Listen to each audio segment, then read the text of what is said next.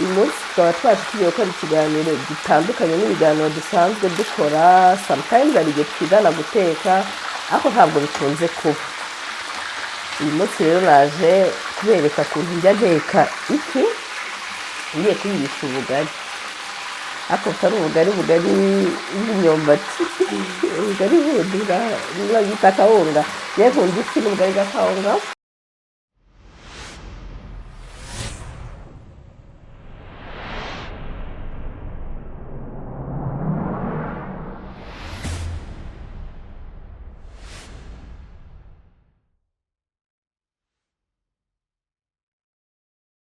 Hey guys, niwe neza ndabasuhuje mwebwe muri hanze y'u Rwanda n'abari mu Rwanda. Murambabarira narwaye amasinezite, niyo mpamvu nshobora kuba ntari kuvuga nk'uko bisanzwe mubimenyereye. Abatanzi nitwa Icyuhoye Giselle. Uyu munsi tukaba twaje tugiye gukora ikiganiro gitandukanye n'ibiganiro dusanzwe dukora. Sometimes hari igihe twigana guteka ariko ntabwo bikunze kuba. Uyu munsi rero naje kubereka ukuntu njya nteka ifi ngiye kuyirisha ubugari, ariko butari ubugari bw'imyumbati, ubugari bundi bita akawunga. Ngiye nkunda ifi n'ubugari bw'akawunga. Icyo mbanza gukora, ndabanza nkagira ifi nkayishyira mu mavuta. Uku nguku ubibona nuko nari nayishyizemo mbere y'uko Erika bibereka. Nabanza ngakaranga ifi. Abantu benshi barabizi, bazi gukaranga ifi. Namara gukaranga ifi nkaza kuyikorera ikirungo inyuma. Tukaba dufite poivro y'ubururu sorry, poivro y'icyatsi, poivro y'umutuku igice, nanze kuyiteka yose. Tukagira n'umuhondo n'igitunguru, ariko igitunguru ndaza kucyongera. Ariko mbere y'ibyo ngibyo byose ndabanza njyewe nkakora ifi kuno ku ruhande, cyangwa ari n'ukuntu hari abantu bajya bagura amafi ahiye akawushije, ku buryo wenda wabanza ukagura ifi ikawushije, noneho kugira ngo bize kukorohera ukuntu tugiye kuba dukora ikirungo cyacu. Rero tugiye kubana, ariko mbese umuntu utabyumvishe uko navuze, mumbabarire muri comment numuze kuvuga ukuntu uri kuvuga ibiki. Umva narwaye grippe. Muri comment rwose ngira umuntu numva anyataka. Byari ibyo. Ubu ngubu tugiye gukata izi poivro kugira ngo tube turi gukora ikirungo nyine mu gihe na hariya biri kugenda neza. Mumeze mute se bano banjye? Abantu duteka bitandukanye. Hari umuntu uteka ifi atabanze kuyishyira mu mavuta agakora ikirungo, ahubwo akaza kuyirambikamo. Hari n'uteka ifi ntabikore nk'uko ngiye kubikora. Buri muntu wese buriya aba afite ukuntu ateka. Rero tuzajya twigana ibyo muri bike nzi, ariko nawe wenda muri comment hari ibyo ushobora kuba uzi, wenda ukaba wambwira ati ntabwo ari nk'uko babikora, ukaba wanyereka ukuntu wenda wowe ubikora. Sibyo? Murabizi ifi ikunda gucikamo. Ubu iyi ngiyi iracitse, ariko it's okay. Natinze kuyikuraho ntacyo. Rero abantu duteka bitandukanye. Impamvu mba mbivuze ni uko wowe ushobora kuvuga ati se ukuntu Giselle atetse ifi ko atari ko ngiye njya nyiteka. Buri muntu wese ateka bitandukanye. Rero igihe buri wese ateka bitandukanye, uburyo bwanjye bushobora kuba aribwo bunyorohera, ariko nawe ufite ubundi buryo bukorohera. Niyo mpamvu buri gihe duhora twiga. Okay, dukata ibirungo vuba, hanyuma tugaruka tugiye kubishyira mu mavuta.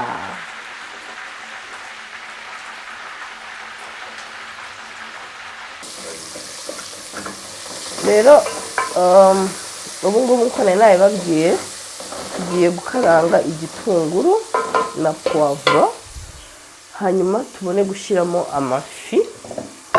nyine tugiye gukora isosi bisanzwe. Sinzi ukuntu wowe ujya ukora isosi. Njye mfata sesitomate nabanza nkayishyira, nkayitobera mu mazi yonyine, hanyuma nkabona kuyiteka. Noneho sesitomate rero z'iki gihe njye numvamo ikintu kishariramo, niba ari ugusharira kimeze nk'ikibisibisi. Rero kugira ngo nirinde icyo kibisibisi nyiteka mbere, nyiteka mbere nguko mba ntetse ibitunguru, noneho nkaza gushyiramo inyanya nyuma. Nawe rero ushobora kuba ufite uburyo bwawe bwo kugira ngo uhishe sesitomate yawe. Njyewe nuko nguko mba nshaka ko sesitomate yanjye ishya. Hari umuntu nabonye watwandikiye muri comment atubwira ngo tuzajye i Musanze, aduhaye karibu, tuzaza very soon, tuzaza kubatemberera. Comment yawe umve ko twayibonye. Vuba cyane tuzahasesekara tuzi. Rero ndayikoroga nka gutya, kuko kubona ndi kuyikoroga nta kindi kirungo ndashyiramo, nta yindi spices ndashyiramo. Iyo maze kubikora gutya nibwo itanshyiramo black pepper, nkashyiramo n'ibindi birungo ngewe numva nshaka, kugira ngo sesitomate yanjye itaza kuzana cya kintu cy'ikibisibisi mba ndi kumvamo. Ariko hari n'ababanza nyine bakayishyiramo babanje gushyiramo inyanya. Nkuko natangiye mbibabwira, buri muntu wese aba afite ukuntu mu gikoni akoresha resipi yiwe cyangwa ukuntu ateka ibiryo byo mu gikoni. Njye rero nuko nguko mbigenza, ndabanza nkashyiramo sesitomate gutya mbere kugira ngo ibanze ishye ivemo cya kibisibisi nababwiraga. Iyi ni black pepper ngiye nyishyiramo, nkashyiramo na rosemary, ariko utayifite nyine it's okay, ntago wayishyiramo. Hano mfite ibirungo byinshi ariko ntabwo ariko byose ndibikoreshe, ndaza gukoresha ibirungo bikeya bishoboka. Ndakoresha na soya sauce, ariko ndaza gukoresha soya sauce ebyiri, hari ya yindi ibiri dark, iyi ngiyi nta kintu ihindura. Ndakoresha na turmeric, tangawize y'ifu. Ibyo birungo ngende bukoreshe mo hano ubu ngubu. Ndaza no kuza gushyiramo noneho gutya rero wayishyizemo uba wumva ari ukuntu nyine iri kugenda kazamuka ukuntu, sibyo ari suri kumva ukuntu kari kugenda gasa nkaho gahumuyemo ukuntu. Wambwiriye se abo bantu bari hanze bakama soya sauce yindi. Rero ibirungo ngiye mbipima bingana n'ijisho ryanjye, ntabwo ariko ubwo washyiramo nk'akayiko gatoya. Abantu bamenyereye guteka barabizi tupimisha amaso, niyo mpamvu.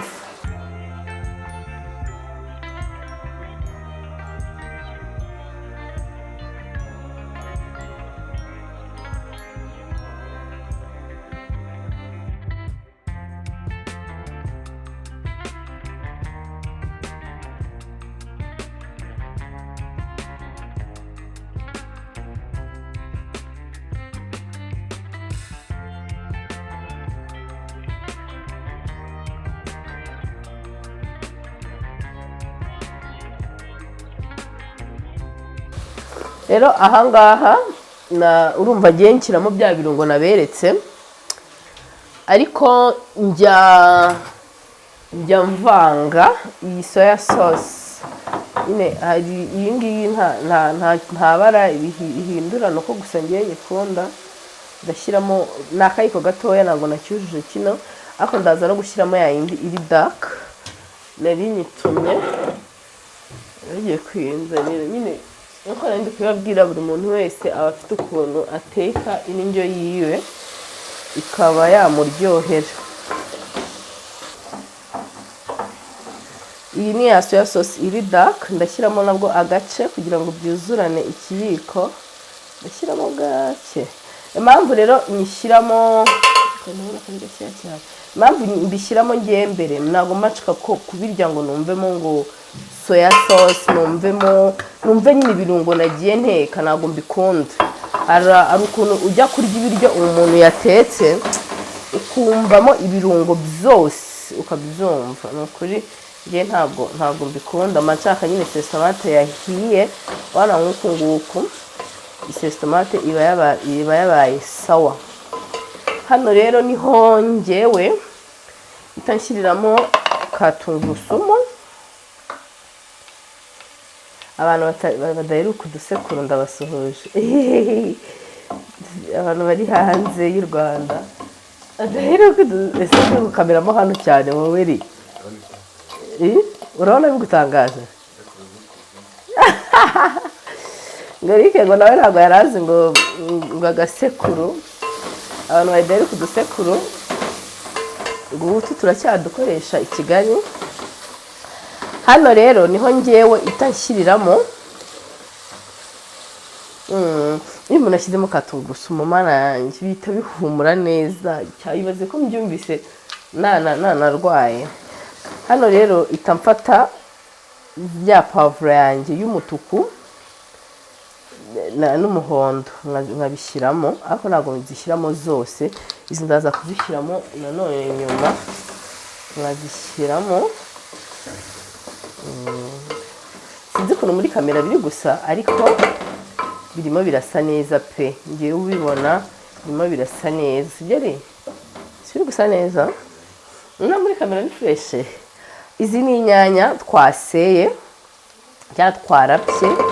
Ufite blender wazishyira muri blender nta kibazo.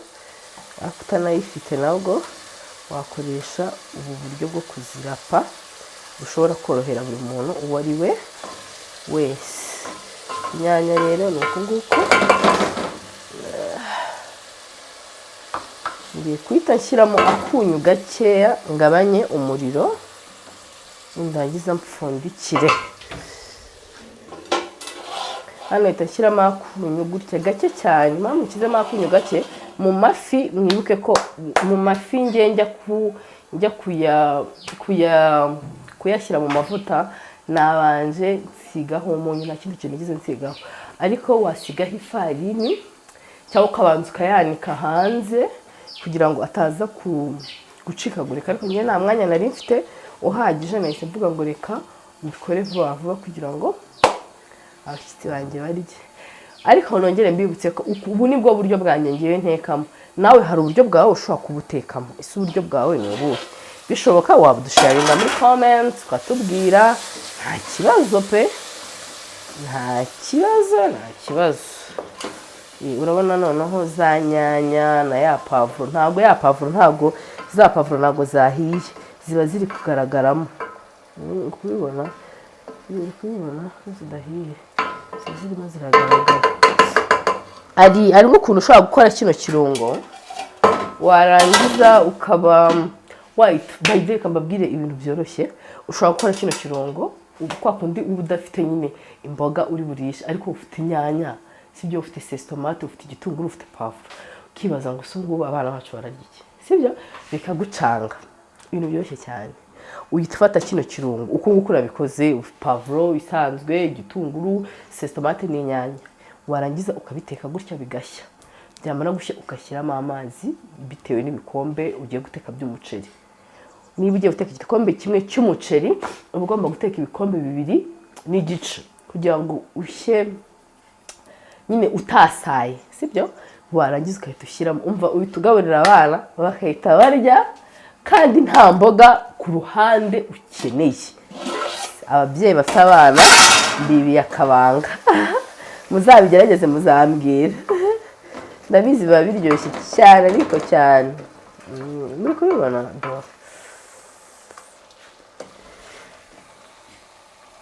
uri kubona ukuntu bimeze neza.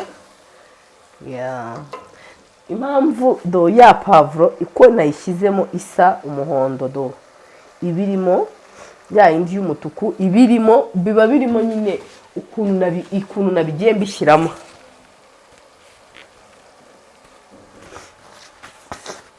Ukuntu nagiye mbishyiramo biba birimo ubu ngubu wibuke ko nta mazi nigeze nshyiramo, ariko ndaza gushyiramo amazi kugira ngo nyine nkore agasosi. gusa wese ubyumva kugira ngo nkore agasupu abantu banjye babashe kurya ubugari. Ese wowe uteka amafi gute? Wansangiza nawe ukambwira. Ushobora kugenda kuri Instagram ukanyandikira ni mama Yidi ukambwira ati wenda hano ntabwo uri kubikora gutya, wari kubikora gutya, ngewe njya mbiteka gutya, ukansharinga ibitekerezo byawe kuri recipe yawe nkazayikoresha ubutaha. Ushobora no kutwandikira muri comment ukambwira, nta kibazo. Ibisubizo byanyu mbese ndabireba cyane, comment zose mwaduhaye njye mba ndi tayari nazo, kuko ni mwebwe dukorera kugira ngo munezerwe. Hano rero ise mfata kano aka gakombe, aka kasahani gatoya abantu benshi barakazi, ni aga plastique abamama benshi baba badufite mu rugo, birafasha iyo ushaka nko gutegura umuceri ubumbye neza nka wa wundi wo mu kabari, urumva ukoresha kano cyangwa ubugari. Urumva rero ngiye nkwifashisha rero ngiye gukata udutunguru kwa kundi uba wanga ko baba bafite udusahane twinshi, rero tuno ngewe turamfasha. Urabona ukuntu ikirungo cyabaye, nubwo ndwaye grippe biri kumpumurira. Urabyumva ute? Urumva bimeze ute? You can't wait kurya. Hano rero ngenge ndashyiramo utuzi duke duke, kuko mu by'ukuri nanga sesamati dahiye, nkanga urunyanya rudahiye, mana waremye isi n'ijuru. Ni ikintu mba numva kiri kumbangamira pe. Urabibona uko igenda isa nk'iyekurana buhoro buhoro. Ariko akaba ari umuntu ushobora kuba yifuza guteka, wifuza kuzadusangiza guteka, uzanyandikire kuri Instagram umbwira ati ngewe mama Yidi ndashaka kuzaza ngewe nkwereke nkwemeze ukuntu njya nteka. Ni ukuri ni karibu cyane, nguhaye ikaze. Noneho reba ukuntu ya sosi yanjye yabaye do. Akubuke ko nari nashyizemo utuzi dukeya kugira ngo ise ishye neza. Ngiye gushyiramo amazi. Buri muntu wese ashyiramo amazi bitewe n'abantu agiye kugaburira, bitewe na sesitomate, bitewe kandi n'isosi akunda. Ngewe nkunda isosi ifashe, ntabwo nkunda isosi y'amazi. Ngewe nkunda isosi ifashe, nishyiramo amafi irahita nayo yongere inafate cyane. Noneho hano rero nashyizemo n'akamagi, nkamamangijeho hejuru. Hano hariho amazi y'ubugari, ubundi nyine twite turya. Dore agasosi nkozesheje ngiye ngaka, ntabwo gafashe nta nubwo inarekuye, gusa nimara gushyiramo amafi nshobora kubona nkabona wenda ntabwo igize irafashe cyane, none nkaba nakongeramo utuzi, ariko simbihamya neza. Twa dupavuro rero nasigaje ndatumamanyezamo gutya hejuru, nyine ku buryo hari utw'umuntu ari burya kumva turakocagurika, tumeze neza, biraryoshye. Ku bantu batarya umunyu, ushobora kudakoresha. Urabona ko ngiye nkoresheje magi, impamvu nashyizemo akunyu gake cyane cya gihe nari maze gushyiramo inyanya, kugira ngo inyanya iyo washyizeho umunyu zishya vuba. Noneho rero nshyizeho ka magi gakeya kugira ngo bize kungikanya na wa munyu nari nasize ku ifi, noneho bize kuryoha kurushaho. Rero mwibuke kwandika muri comment mutubwire byinshi bitandukanye. Ese mwebwe mwifuza ko ubutaha tuzateka iki? Kenshi na kenshi ndabibabaza, mujye mutubwira ibyifuzo byanyu, mutubwire njye ndashaka gukora iki ngiki, ndani tugikore, kuko dukorera mwebwe. Iyo mwebwe mwishimye, why not natwe tutakishima? Natwe tuba twishimye kubera ko natwe tuba twabashimishije. Umuntu ambwiye ngo Musanze, umva nzaba bagezeho vuba cyane, very soon nzazi Musanze, nzabakorera vlog mbateguza ko ngiye kuza Musanze. Ni ukuri tuzaganira byinshi bitandukanye n'abantu b'i Musanze, batembereza ba diaspora batazi Musanze bahabone, dukomeza tunazamuka Igisenyi, kiza no gusuza n'abantu bari i Rubavu. Twabibasezeranyije kenshi, kandi ni ukuri njya mbona abantu banyandikira kuri Instagram b'Abanyagisenyi batubwira turabakunda, dukunda ibikorwa byanyu. Aha, mboneraho ahubwo nari nibagiwe mw'abantu. Hari ya nimero hari rya zina nigeze kuvuga ry'umukobwa, hari igihe bamwita iki Eri, ni Ishimwe Diane. I think ni Ishimwe Diane. Ishimwe Diane naza kureba kino kiganiro nabonye hari comment yanditse mu kiganiro cyashize asaba icyo yasabye arakibuka aze gufata nimero imwe muri izo ngizo ziba zipininze hasi atwandikire cyangwa ahamagare nimero imwe muri iyo ngiyo atubwire ko ariwe Diane, hanyuma ibindi muzabimenya nyuma. Nicyo nashaka kumenyesha ningamo ni umuntu Diane akurikirana ibikorwa byacu cyane cyane, buri kintu cyose dusohoye Diane aba ari tayari. Ni ukuri shamana Imana ijye iguha umugisha mukobwa we mbona kuzi. Rero urabona iyi sosi ndagifite bya bintu byo hejuru iri biba yahiye, ariko kugira ngo wumve ko yahiye hari ukuntu ugira gutya, reba gutya.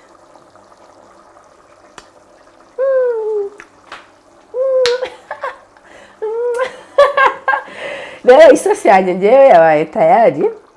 Ibyo ngiye gukora ngiye gushyiramo amafi. Oh yes. Ngiye gushyiramo ya mafi yanjye. Rimbabarira. Nakarabye intoki hatagira umuntu uza kuvuga ngo ntabwo nakarabye intoki zanjye zirasa neza pe. Impamvu ntazihishije cyane no kubera ko zari kujya hano. Iyo ushaka urazikawusha cyane birenze ho hano, ariko ngiye ntabwo nabishatse. Yeah.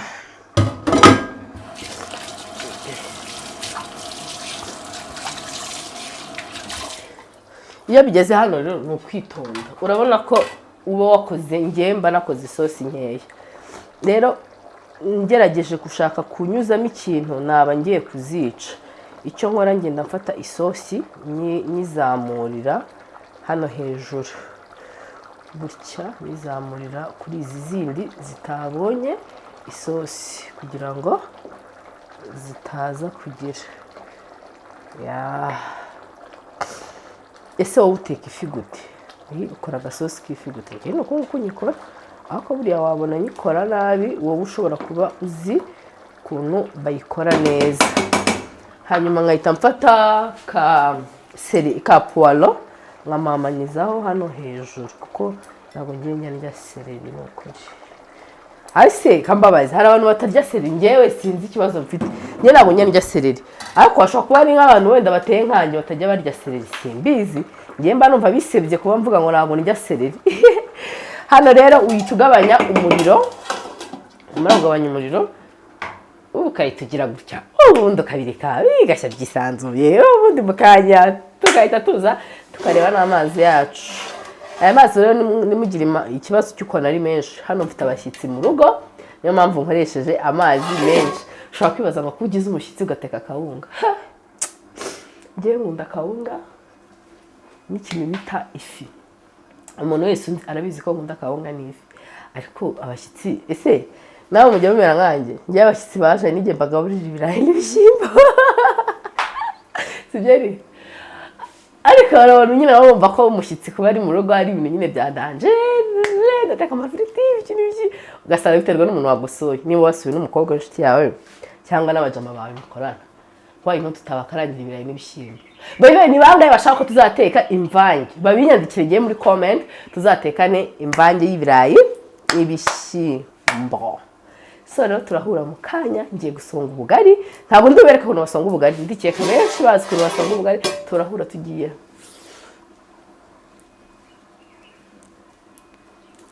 kurya. Bye bye, naha mu kanya.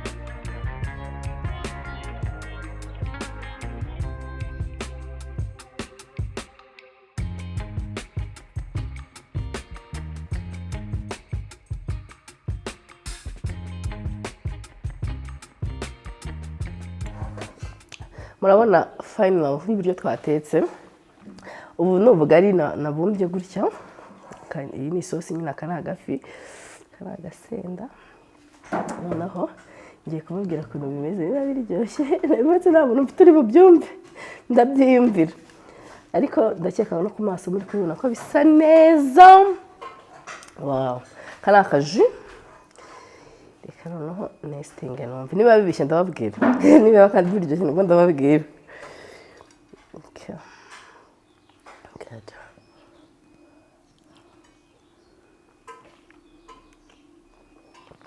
So good. Muzagerageze ino recipe yanjye murebe namwe mushaka ko mufite ukuntu mubiteka wambwira muri comment ukuntu bikora wanyandikira kuri Instagram ukamfollowinga ukambwira bye bye thank you kuba mwabanye nanjye rero mureke enjoying ibiryo nayo iri inyuma ya kamera nawe arye sibyo rero bye